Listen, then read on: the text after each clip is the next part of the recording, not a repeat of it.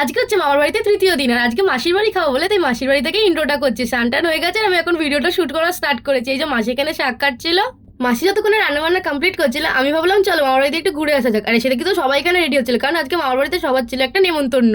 আমি একটু মামিদের রেডি হতে সাহায্য করে দিয়েছিলাম, তারপর ওরা তো টাটা বলে বেরিয়ে গেছিল। তারপর চলে এসেছিলাম মাসির বাড়ি। মাসি আবার অনেক কিছু রান্না করেছিল, শাক ভাজা থেকে চচ্চড়ি থেকে ডিমের তরকারি অনেক কিছু।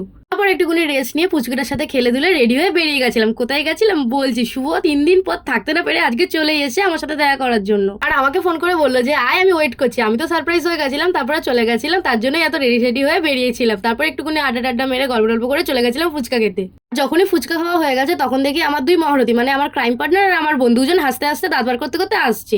ওরা দুজন আলাদাভাবে ঘুরতে বেরিয়েছিল, আমাকে শুভ ডেকেছিল বলে আমি আলাদাভাবে এসেছিলাম। তারপর ওরা বললো আমরাও ফুচকা খাবো। আমার তো খাওয়া হয়ে গেছিল, তাই আমি আর ডবল করে খাইনি, ওদেরকে খাইয়েছিলাম।